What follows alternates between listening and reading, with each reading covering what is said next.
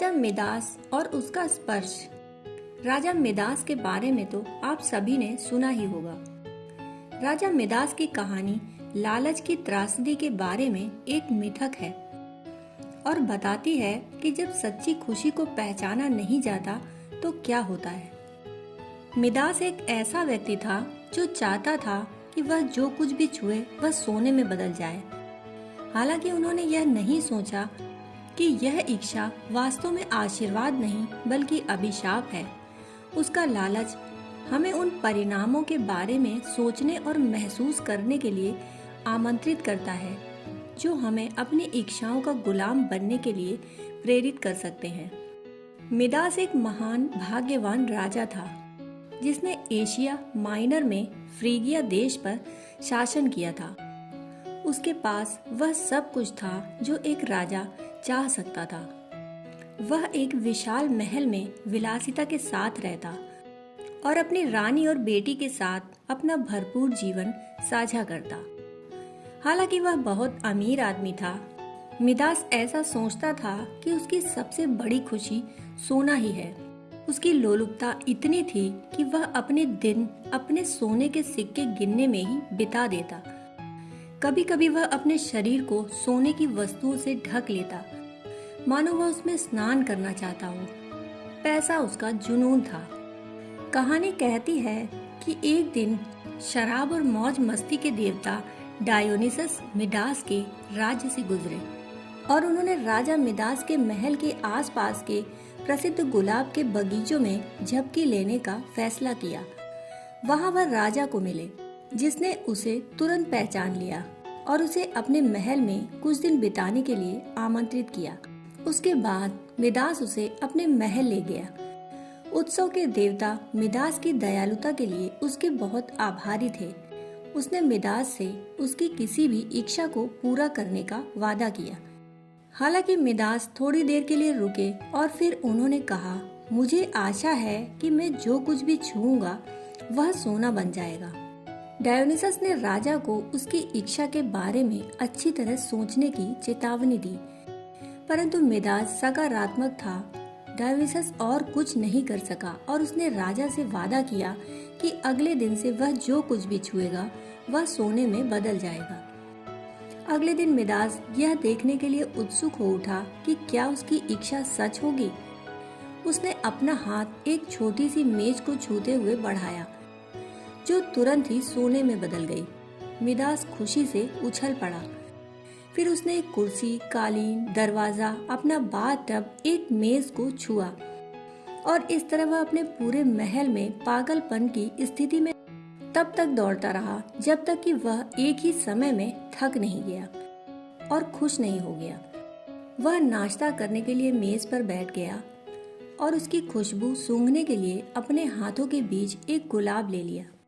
जब उसने उसे छुआ तो गुलाब सोने का बन गया। उसने निराशा में सोचा, मुझे लगता है मुझे गुलाबों को छुए बिना ही सुगंध को अवशोषित करना होगा। उसने बिना सोचे समझे एक अंगूर खा लिया, लेकिन वह भी सोने में बदल गया। रोटी का टुकड़ा और एक ग्लास पानी के साथ भी ऐसा ही हुआ। अचानक उसे डर का एहसास होने लगा। उसकी आंखों में आंसू बह आए और उसी क्षण उसकी प्यारी बेटी कमरे में दाखिल हुई। जब मिदास ने उसे गले लगाया तो वह एक सुनहरी मूर्ति में बदल गई। उसे यह एहसास हो गया कि यह उसे वरदान नहीं बल्कि श्राप मिला है। निराश और भयभीत होकर उसने अपनी भुजाएं उठाईं और डायोनिसस से प्रार्थना की कि वह उससे यह श्राप ले ले। भगवान ने मिदास की बात सुनी और उस पर दया की।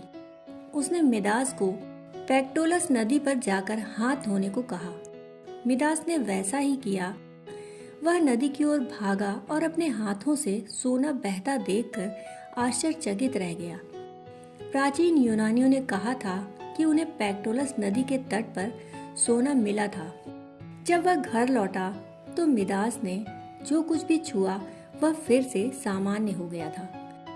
मिदास ने पूरी खुशी में अपनी बेटी को गले लगाया और अपने महान भाग्य को अपने लोगों के साथ साझा करने का फैसला लिया। अब से मिदास एक बेहतर इंसान, उदार और अपने जीवन की सभी चीजों के लिए आभारी बन गया। उनके लोगों ने समृद्ध जीवन व्यतीत किया और जब उनकी मृत्यु हुई तो उन सभी ने अपने प्रिय राजा के लिए शोक मनाया।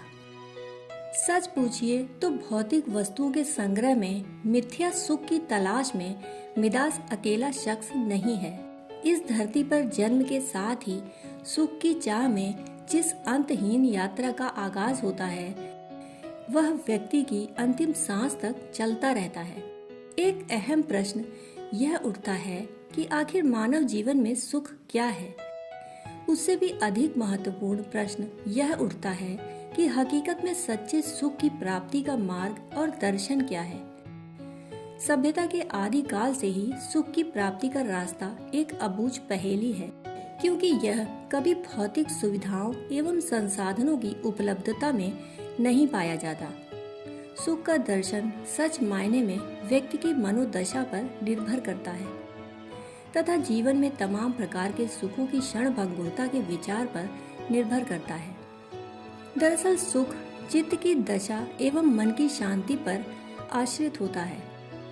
मानसिक विकारों एवं सांसारिक संतापों से मुक्त जीवन को शास्त्रों में सुखमय जीवन कहा गया है। मिथ्या सांसारिक चमक दमक में पैबस्त जीवन में सुख की खोज रेगिस्तान में पानी की तलाश सरीखी होती है, जो महज एक मृग मरीचिका के अतिरिक्त और कुछ नहीं। ऐसा माना जाता है कि मानव जीवन के संपूर्ण दुखों का कारण उनके अपने विचार और आचरण होते हैं, अर्थात विचार तथा उससे जनित मनोदशा हमारे प्रारब्ध के पूर्वज और सूत्रधार माने जाते हैं। आचरण स्वच्छ हो, सुसंस्कृत हो तथा मर्यादित हो तो जीवन सुखमय एवं आनंदमय होता है। कलुषित एवं विकृत विचार और आचरण कभी भी सुख एवं प्रसन्नता को जन्म नहीं दे सकते। हकीकत यह है कि मानव जीवन में सुख की प्राप्ति की कोशिश भी कस्तूरी की खुशबू जैसे ही मानव के मन तथा आत्मा में बसी है, जिसे हम दुर्भाग्यवश देख नहीं पाते, ना ही महसूस कर पाते हैं। दोस्तों, कहानी सुनने के लिए आपका बहुत बहुत आभार।